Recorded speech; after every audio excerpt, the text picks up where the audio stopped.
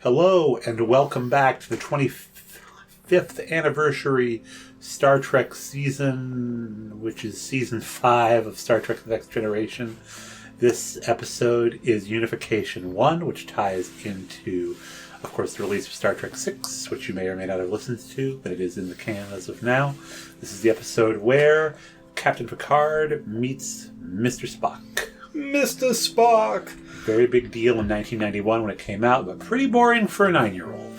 So let's see what Sascha, my co-host, and me, Patrick Delmore, can make of this episode here on Next Generation's First Generation. Okay, so go ahead and sync up your Season 5, Episode 7, Unification Part 1 on your device. We'll give you a countdown, and we'll push play in 5, 4, 3, 2, and 1. So we're reminded that this is the 30th anniversary of the death of Gene Roddenberry, who would be 100 if he were still alive today. He died when he was 70. And also we've just learned that William Shatner is going to space. That's what? Recording. Yeah, in a week from now. Yeah. Holy cow, it's September 26th, 27th right now. Holy smokes. So we had a very short intro this time. An admiral comes onto the ship and says, "We think there's a defector on Romulus." She shows Picard a video, and it's Spock. Now, what a surprise it would have been to anybody that didn't know that this was going to happen. And this was still the era where you could keep stuff like that a secret, but they did not work to keep this a secret at all. I knew going in that Spock was going to appear in this episode. I think they just didn't paint him as a traitor so much other than you knew Spock was coming. So if you notice, the Admiral is sitting there at Picard's desk and Picard is taking turns standing, watching, so very clear power play. And a low-res photo of some Vulcans and some Romulans. And here comes the big reveal. Oh my goodness, it's Spock. And the ominous music. Everybody looks surprised. And this episode here kind of launches an ongoing theme between the Romulans and the Federation and the Vulcans, where there's this constant push to reunification. You can see it in the movies, and then you can also see it all the way into Discovery as well. Where Unification 3, where Vulcan and Romulus are unified. So this right here, Episode 7, directed by Les Landau and Cliff Boyle, story by Rick Bierman. Good old Ricky. We have... When did this come out? November 4th. Look at that. Holy cow, you're getting ready for... You're just drunk off of Halloween and you're getting ready for Veterans Day, which should be in about another week. So, where were we? How did we respond as kids to this one, Pat? I definitely remember that it was on. I don't remember watching the first part of it, but I remember watching the second part of it at my aunt's house during a family gathering. And again, it's boring for a kid. This is a talking episode. Not a lot of action, plenty of talk. Although, it's funny because this really sets, even though it doesn't have Bajorans or Cardassians in it, it sets up a tone that would be carried over to Deep Space Nine. Particularly when we see our Ferengi in the second episode. It feels like this is the Ferengi that we are going to be seeing in a new TV show.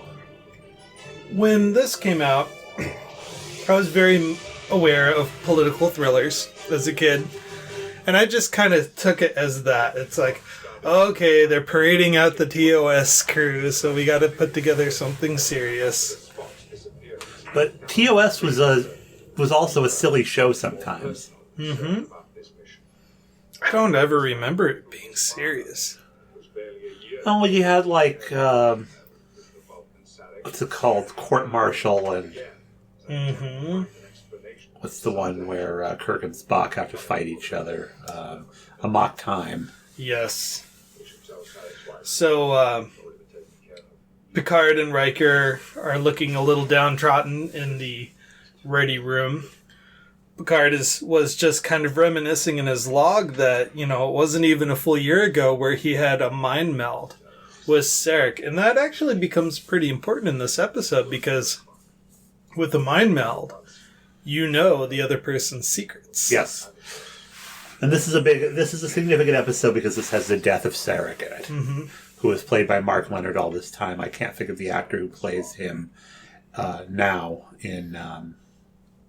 It's not the same guy from, the Kelvin movies, but he's been on a few episodes of Discovery. Speaking of Discovery and Star Trek V, with Picard having a mind meld with Sarek, there's no canon way we could really explain the omission of Michael or of Cybok, for example. No, as being members of the family. By the time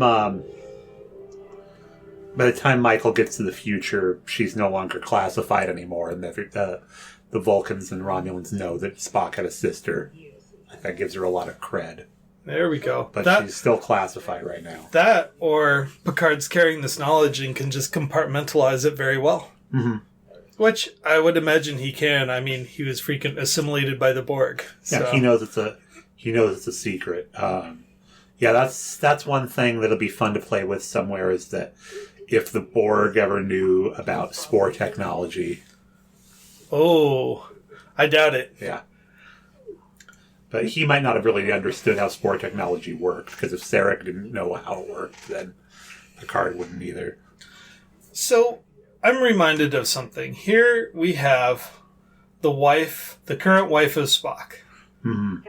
Of Sarek. Sarek. My mistake. She who is my wife. Was this actress the same one that we saw in the previous season? I want to say that it is. All right, it's definitely the same character. Yeah. Now, as a child watching this, I thought, she aged pretty good along with their husband. It didn't occur to me that he was having multiple human wives. Right, because the first time we see Sarek in the episode of TOS, Journey to Babel, he's 102 years old. Mm-hmm. And then we see another wife, I believe, in Star Trek, the motion picture, correct? Where Spock gets dropped off? I can't recall. It's been a minute since I've watched the motion picture. But anyway, long story short, so when I was a kid, I thought, it was the same person. It's just they aged really well. No, Sarek's got a thing for Earth girls. Yep. Earth girls are easy. So she's talking about the wife, she who is his wife, is talking about what's left of Sarek, which is not much. It's just kind of a deathly ill man kind of talking about random things. And really it's what's in front of her there. It's Picard has all of the memories kind of held together. Sarek's dying, but he's not quite dead. Now, if I remember correctly, this will be the second time those two have mind melded. Yeah, I don't remember if they do mind meld in that scene. Okay, so here's our debris that everybody in the cargo bay is going over to figure out what blew it up, which is going to lead us to some kind of silly adventures in a space garbage dump, which I like. It's the kind of place that Lower Decks would go. I could see Boimler and friends just kind of going through this stuff without the senior staff being there. Yeah. So some melted debris. You're gonna have to remind me. I don't recall just even talking here them beaming this debris aboard. I'm wondering. Yeah, they found it floating in space. It turns out it was a Vulcan ship that blew it up, so they want to track down the Vulcan ship. Ah, okay. Oh, and there's Sarek laying in his sarcophagus. This was so weird to watch as a kid. Mm-hmm. Because Sarek meant nothing to me. Even as Spock's dad, it was not Now, I'd seen the movies, and Sarek is in those movies, but it just didn't ping on my radar at all. And I remember, it's funny because my memory of this scene is it's not a dark room, it's a really well-lit room. Mm-hmm. Which, honestly, if I was directing this, that's how I would do this. Instead of him being in a dark room, he's in a really bright room. Well, I think the idea is that they're trying to show that he's dying. Yeah. So you want it to be an unfriendly, lonely, scary atmosphere. And here's a Vulcan who is slipping away with a neurocognitive disorder, mm-hmm. and that's it. Now, I do find it interesting that they put him in a white robe. Mm-hmm. It's all padded and stuff. And I'm sure that's because Mark Leonard didn't want to look all skinny and gross, but... Oh, hey, he responds to the name of his son. So Patrick is pushing him to talk. Patrick Picard. Yeah. Well, Patrick Picard. The game here is always that. It's what they did in Brave. It's the idea that they don't really like me, and of course they do. Yeah. You just don't understand how their love works or whatever. But Picard is like one of the few people that does, because he's mind melded with him. And presumably all his wives and stuff. I think this is one of the few times that the Enterprise actually ever goes to Vulcan. I think maybe the only time. This Enterprise, yeah. Yeah. Thank God. Yeah. Vulcans are boring. They are. One thing that struck me when I was watching the Enterprise series was all the different species were in a room talking to Archer, just kind of casually diplomacying it up, more or less. And someone had made a comment to Archer that it's so odd that humans can be many different things and many different personalities and have so many intentions. And Archer said, well, that's kind of strange. I mean, don't you have that in your society? He's like, yeah, but not as intense. So basically, Star Trek was admitting to itself that all the species except for humans are typecast. You have the philosopher Vulcans, you have the warrior Klingons, etc., etc. But it's fun because we now have, other species in New Trek that really hadn't been unlocked yet, like the Organians and the Tellarites and the Andorians, and now you can find out more about them. And I'm excited because we have some characters from the novels coming out on in Prodigy. Ooh. The Bricker are going to be on Prodigy. That's freaking amazing. And they are an ancient enemy of the Klingons. So we kind of digress. Sarek is opening up. He is sharing Spock's mission to Picard, and that Spock wanted to open a dialogue with the Romulans. And Sarek just pretty much says, that's illogical. And they had a big fight over it. And, of course, what do Vulcan dads do with their sons? Banishment. Yep. They don't talk to you. Which, surprisingly, is really dysfunctional. Yep. And I mean, when we first meet Sarek in the original series, he and Spock haven't talked in 18 years. But we see a very different Sarek with his daughter, with Michael, who really wants to work with her and stuff. Well, and it's funny because she did not get into the Vulcan Science Academy because she wasn't allowed to go. And the big rift with him and Spock is Spock was allowed to go and said no. Well, Spock was supposed to be the perfect Vulcan son. Yeah. And he chose to walk from that path. Yeah. And the whole family history actually plays nicely with each dynamic every time they add a new family member. I can't wait to meet their family dog. Oh, yeah. Well, you get to see his... if you ever watch the animated series, you get to see Spock's pet. Oh, yeah? What is it? It's a great big animal. It's really good. It's I want to say it has the name Yesterday in the title. It involves Guardian at the Edge of Forever. It's very worth watching. Okay. Because his mom talks about it, how, like, they're considered teddy bears on Vulcan, and Spock's like, well, they have big teeth. Because McCoy wanted to tease him about it. Well, we are still having this very intense conversation. It has shifted from Sarek talking about Spock's mission to Sarek and Spock not getting along. And Sarek on his deathbed regrets pushing his son away and not being able to talk to him. Yeah.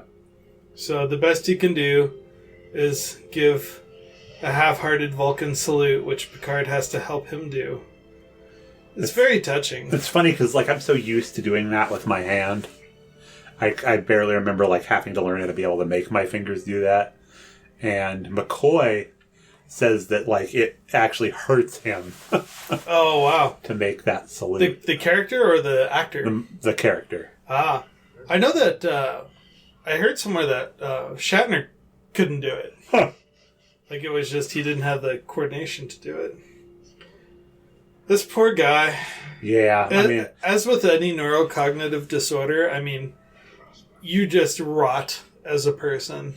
And all the things that kind of hold you together slowly slip away until you're just confused, neither angry or scared, or if you're really lucky, pleasantly demented. Yeah. 45240.1 Looking for a cloak ship to go to Romulan space to find the son of an admiral. Or an ambassador. Yeah. Well, he's an ambassador, too.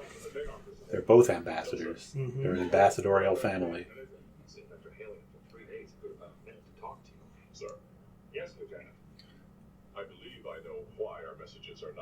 Oh, so they're trying to get a cloaked ship from Gowron. And Gowron is now trying to rewrite history to make Picard not be part of stopping the Klingon Civil War. Oh, yeah. Well, Gowron's always been a political maneuvering person. It's kind of like how when we learned about World War II in the United States, the Soviets were barely mentioned as... Dude, yeah, and then when you go back and learn, it's like, holy shit, they took the most losses. Yep. They fought on both fronts, just like we did. So, here we go. There's some webcam footage of our favorite senator. Played by Mr. Stephen Root. That's one of Stephen Root's least Stephen Rootish roles. As this guy? Yeah. Because normally he's very character actory, and he just plays a regular guy in this.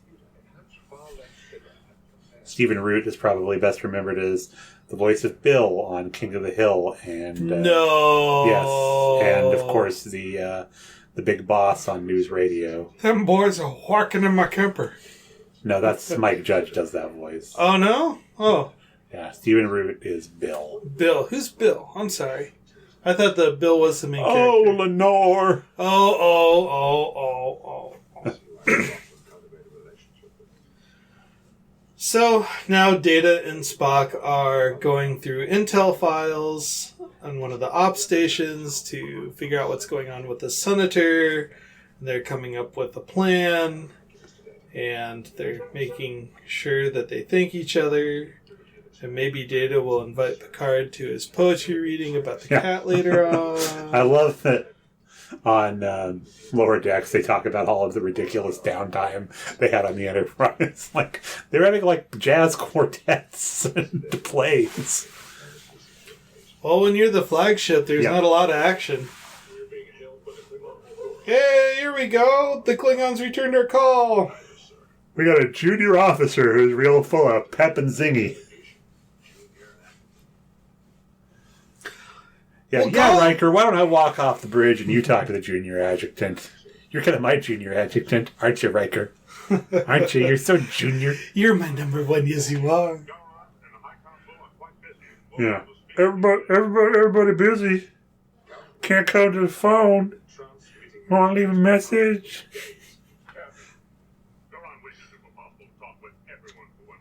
This is like the most customer service-y Klingon I've ever seen. Please press the batleth once if you would like to lose a finger. Oh, I got Starfleet out there again. Hey, Starfleet. We're kind of doing Klingon-y things.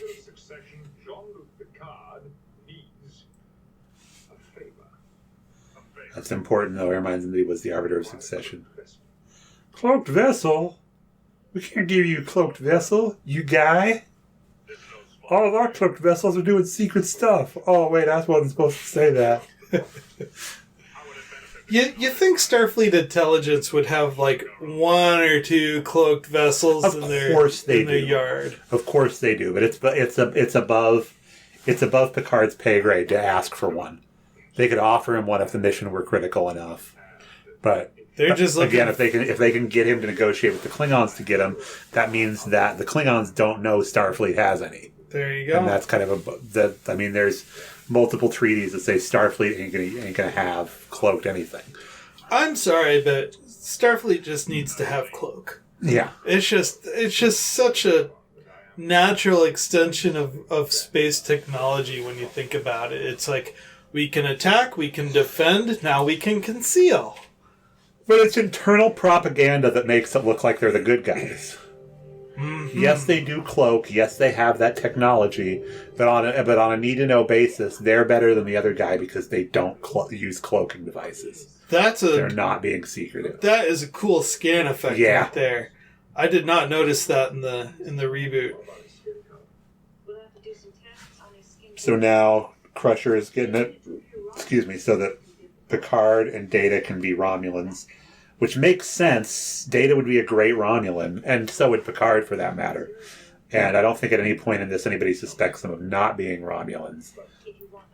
I love how she's taking the pupil measurements between the two eyes. Yes. I mean, can't they just hire Mr. Mott and his makeup artist? They just said that they could you can do this here, or I can have Mr. Mott do it. Yeah! She literally named him. In 30 minutes too, I saw. I love it. It's just like a eggshell outside of some shipped product. And this is where our refrigerator came in the other week, and this right here is corrugated iron. Stovepipe from our cabin. And that right there is an exhaust manifold from a F-150. Did you ever see that episode of Erie, Indiana, where the guy flew around in a tornado inside an old Franklin stove? What? It was really cool. It was like labeled like a spaceship, but it was just like a wood stove. Oh, jeez. They're still looking at this debris. This is just kind of a slow-moving thingamajiggers. Wonder why they decided to make this a 2-episode. Because Spock's a big thing. But yeah, you can see it's kind of slow. Mm-hmm. So now we get the whole, because we're good Klingons, we're going to pretend to show disrespect to Picard. And it works with Riker. Like, Riker's going to bite back. But Picard's like, yeah, I don't need you to do anything. Oh. Now we're doing the whole, our intelligence is as good as your intelligence. Now, later on, when they start really talking about this with unification and stuff, there are a lot of rando bridge officers around during these conversations. Right. Yeah. No wonder that your intelligence is so bad. I mean, you don't say clear the bridge when you want to talk about something sensitive, but you'll clear the bridge if you want to talk about somebody's farts. Yep. What is going on?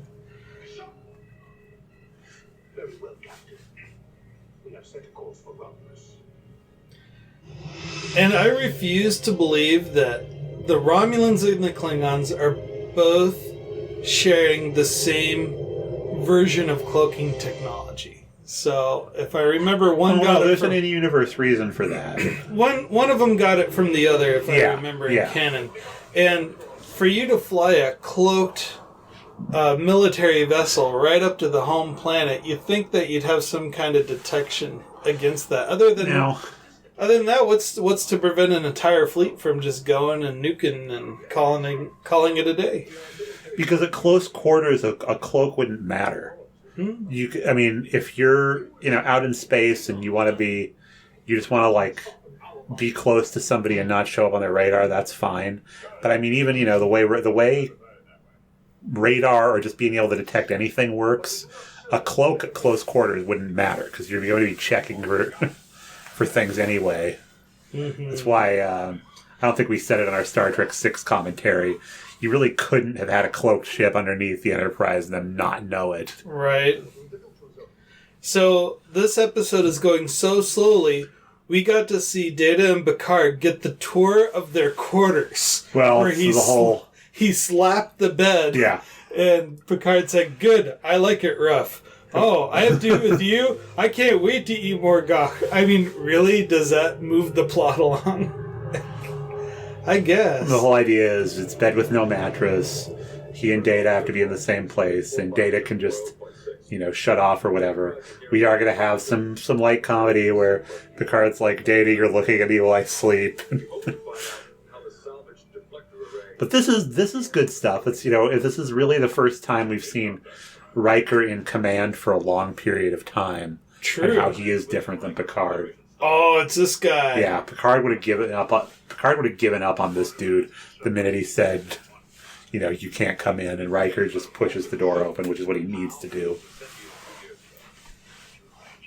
So, what's this guy's role? He runs the junkyard, space debris junkyard, and there's like old ships in there and stuff.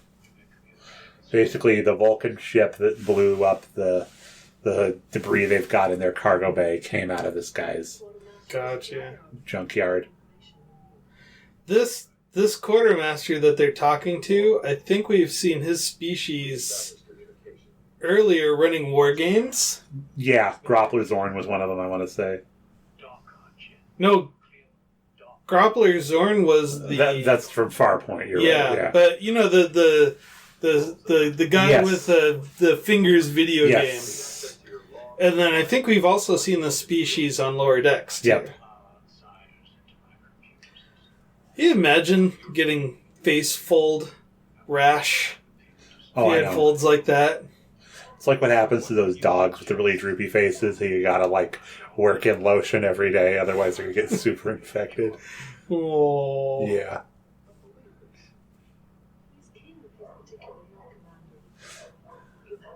Well, Riker's just not getting anywhere. Nope. The big difference between this episode and other Star Trek episodes is that because they have basically 2 hours to run through a 40-minute episode, you get to see all the little things that they would do in between the scenes. Yes. Which can be really fun sometimes. I don't know that it is here. It's like, hey, all right, a cursory trip to the bridge for this guy. Yep.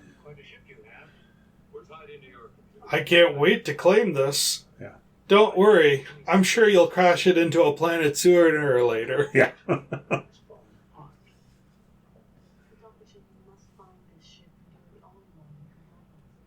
Hey, so you're hot.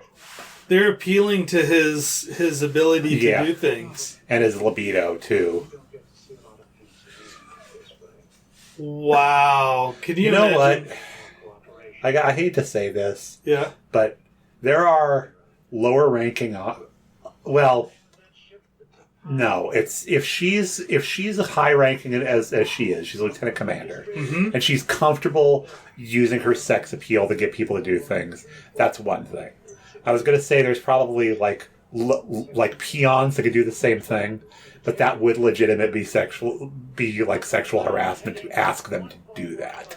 Yeah, it's not necessarily for Troy because she is comfortable being used in that role. And there's nobody above her that's saying that she has to do it.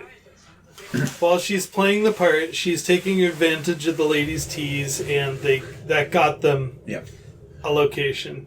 So here's the Wolf 359 junkyard. Pretty much all the ships they blew up at the beginning of the season before last. And there the guy in the model department says, "See, aren't you glad I don't throw anything away?" This is still back when they used practical models. Where's the ship? Where'd your ship go? They should have had some stuff around that. Just having a big blank hole is a little bit... It's cheap. They didn't, well, if we put something in that shot, we have to put something in that shot. It should just be a blank view screen.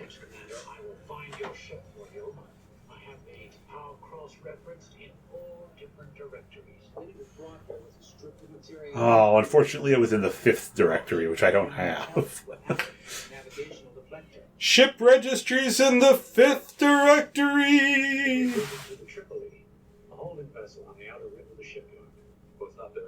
God, how big of a shipyard is this to have them have an outer rim? It'd be huge. It could be literally the circumference of a planet. And you see later on that he actually has a ton of people who work there. I love how they just spammed a couple of Reliant vessels there. Yep, no California class, sadly. Wah, wah, wah. That's the Cerritos, yes. Right? Which is not a bad-looking ship. No. Look, there's nothing there either. Is your view screen working? So this is no good because they've been beaming things to that ship. Which again implies that transporter technology is way beyond what they just use it for here. I mean, thankfully that bug has been worked out, but when Scotty did the whole thing in Star Trek Into Darkness where you could beam somebody from Earth to Klingon, that was... Yeah. Quite a thing. Now, they do something here that didn't make sense to me as a kid. They're just going to park the Enterprise and turn off the lights, but leave the it's kind of like... Did they get rid of the families before they went on this mission to the neutral zone? I don't know. See, that would have been something interesting to see if they had to leave all the families and stuff at star bases. And also, nobody would trust that there would be a Galaxy-class starship that was just junk. It's like, how you would have heard why is about that it. Yeah. there? Data, could you... Or not Data, but Mr. Worf, could you fire a couple of low-yield torpedoes to, like, just turn about and hit us so it looks like we've taken some damage? And... Yeah. Oh, this is the lurker Data scene. Picard is sleeping on a mat. And Mr. Data is I will just turn my back to you. I will use my gluteal sensors to tell if anything is wrong. You have sensors in your glutes? How would I be able to tell if the chair I was sitting in was comfortable if I did not, sir? There you go. I love how Data's going to pull one of those. This is exactly what I'm doing. Can you imagine that? There's like a whole discussion. Like, we had to put sensors in there because, like, Laura and I would sit on fire or, things that were sharp. I sat on an industrial shredder one time and, like, my feet just got eaten up to my ankles. And I was like, comfortable chair. Oh my gosh, he's still looking at him. Yep. Data, could you at least, like... They could have shot this funnier where you just see Picard's face and then he turns over and there's Data. Could you point your body somewhere off camera, please? Yep. It'd be funny if he was like, I'll just put my head somewhere where you can't see it and leave my body here. I love how he lingered his eye contact as he turned his body. Brent Spiner's a genius. A genius! Well, he's had his entire career, more or less, to figure this out. Yeah. I don't think so, Mr. Dick, but let's go on with the files. I would be happy to. I've been studying the Rockman site and we've chosen the focus site for our transport. Research. Oh, thank God. Action. Oh man, I could lay it down for like a couple more seconds. Gotta love those Klingon boots. I love the recessed floor lighting. That's pretty cool. Yeah.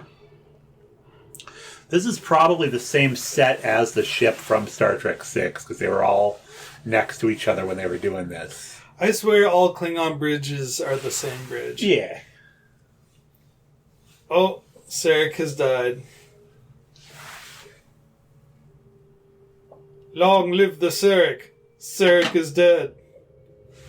Everybody on Vulcan take a sip of water. Hydration is important. Yep. That is a logical request. If you see my wife, tell her hello. No transponder signal, no subspace marker. Sounds like they don't want to be identified. The ship is coming out of warp, sir. On screen. Sensors indicate a combat vessel. Origin undetermined. Heavily armed. And there's the readout of the. It's more or less it's a bootlegging car is what just pulled up. Lots of weapons and lots of cargo space. Yeah, if we even bump it, it'll blow up. Oh, bump it good. Bump it real good. So he's taking the position of the Triple E. Yeah. Commander, readings indicate surface to ship transport has begun. Surface? Surface of what? Aye, sir. Is there like a planet somewhere that they're orbiting? I missed that. I thought this was in deep space. Yeah, they should have said site-to-site transport. I repeat, you have entered a Federation depot. Identify yourself. Sir, the ship is locking phasers. Locking phasers on a Galaxy-class ship. Easily matches our armament, Commander. It's coming about. What? Alright, how is it that there are ships equal to the Enterprise? Enterprise isn't supposed to be good in a fight. That's not what it's built for. No? No, it can defend itself, but it's not a battleship. It's a luxury liner. Yeah, I mean For it's got that battle bridge. But again, what the Enterprise would do in a real fight is just, get some punches in and then get away while the heavy artillery comes up. Ready, sir.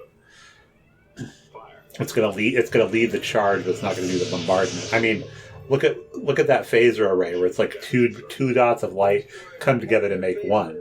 I mean, anybody that's faster than them could just snuff out the 2 points before they get to where they connect and fire. Internal explosions. With all the armament that ship is carrying, it's gonna blow. It's gonna blow! So basically they got they accidentally ignited the powder. Yeah. And they've destroyed this ship, and now they have no leads. I refuse to believe that one phaser hit was able to take out the whole ship. They weren't expecting to get hit. And now they're all Romulaned up. It would have been funnier if Data and Picard transported to the Klingon ship dressed as Romulans. Right. And they couldn't explain to anybody that they weren't Federation officers except for the captain. That would have been fun. Yeah. So they get all this bullying from the Klingons and they have to respond as Romulans. What's too bad is that the Romulans, them being known for witty retorts, doesn't come until Deep Space Nine. Until then, it's all kind of boring bureaucrats. That would have boosted the clout of the Klingon captain if his crew thought he was transporting Romulans. And then they wouldn't have added credence to the whole rumor mill about Spock, because that's already in the scuttlebutt of the Klingons. So if you were the Klingon captain and you were transporting 2 Romulans, how would you spin that to the crew to make it look like you were doing something for the Empire?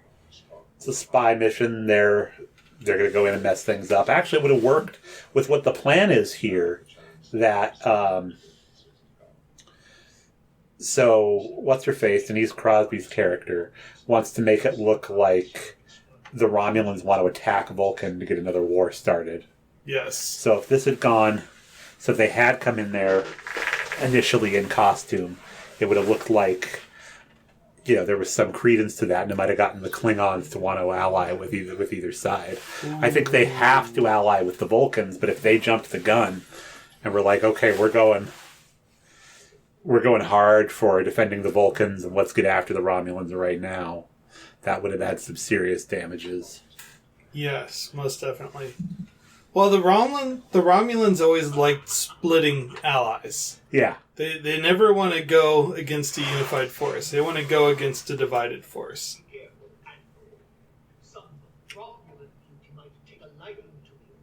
What's kind of fascinating in one of the Picard books, which is actually a Titan book, that has Picard in it. They get into how the Romulan Star Empire is obviously not just Romulus. They have a whole lot of aliens there that are not part of the Federation, that are part of this Romulan group. True. But we don't ever see them. No, they talk about it quite a bit in that book. And I think this is the first time we saw what the Romulan Senate looked like. It's quite pretty, actually. Yeah. We get a really good look at it in Star Trek Nemesis. So this is our Bill. Yeah, he's faking like he's in favor of unification. Like he's his buddy, but he's really Seela's puppet. I want to say they don't say Tal Shiar at all in this. No, they don't. We don't hear about the Tal Shiar until they kidnap Deanna. Huh. Because when they kidnap Deanna and they make her a fake captain, Mm-hmm. it's so that she can pretend to be a Tal Shiar operative. Huh.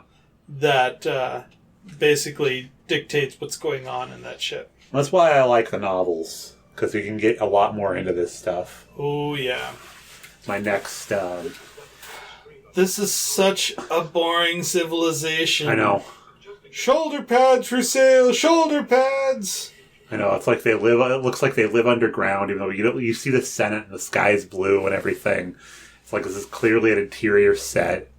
It doesn't look a whole lot different than the Klingon ghetto that we saw in the episode where Picard's got to find the nursemaid. They just changed the light from red to green. Huh, maybe it's a pedestrian stoplight. No, there you go. No, I meant like the set builders. They just changed the light in the background from red to green. Huh. So there you go. Yeah, that's a lawyer a lot of people would go to. Okay, this lawyer's like at the back of a dead-end alley across the street from a bar. We do jail bonds. Yeah, we do jail bonds, and also I got a guy named Rusty who works in there who breaks up fist fights at the bar across the street. Brent looks really good as a Vulcan. He does. I mean, as a Romulan. He does. It's pretty well done. It's odd that Brent is playing a robot playing a Romulan. Yes. Like, so there's two levels of acting going on. What's a And robot? there's Wingus and Dingus. And there's the old... Would you like some Romulan pudding? What's the difference between this and regular pudding? What do you mean regular? Are you aliens? There we go. The suspicion of a closed society right here.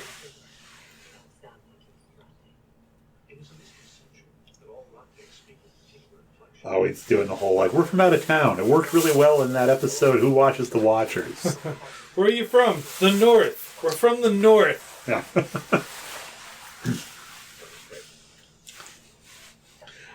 This conversation's way too complicated for soup and directions. Yeah. A very popular New England restaurant, Soup and Directions. That's funny how the shopkeeper basically gave them a free meal because she suspects that these two are agents of the government. Yep. And these two guys are like, we haven't seen you at any of the meetings. Yeah, we're actual government. It's like, what's the difference between a government and a government? The letter B. Oh. Data's like, look to the left. Yeah, here comes that guy. There's your guy. Let's be real suspicious. It's like, honestly, they could have come down there as Data and Picard and been less suspicious. Perhaps you should appear to enjoy your soup, sir. Mmm, soup. Liquefied cat food. Just makes me think of the Friends episode with where Joey's got the hernia and he's trying to do the... No, that's not the one. But he's doing a soup commercial. I can't say the line. It's soup, and he keeps doing it. Noodle soup. There you go. So, Mr. Data and Mr. Picard have been picked up off the street, but it's not what it seems. Are they going to shoot him in the basement? No. Welcome to Romulus, Captain Picard. Captain Picard. Okay, we're right about to where Spock's going to show up. We had to get you off the street as quickly as we could.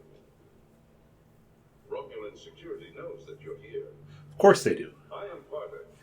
Well, you live in a closed society. I love how these guys are just stripping off their bulky uniforms to reveal even more bulkier outfits underneath. We had to get something with 4X shoulder pads. And there he is, the man of the hour with the light in his eyes and the mysterious eyebrows. All right, that's part one. You can see how a 9-year-old would be super disappointed by that. Yay! Like, we'll do a rating at the end of part 2. If you folks are looking to listen to some things before November 11th, you can catch our entire archive on Libsyn. Just search Next Generation's First Generation. We're also on iTunes and wherever you get your podcasts. Yeah, it's Apple Podcasts. Yeah! All right. And there's fun people at Apple. Have a good one.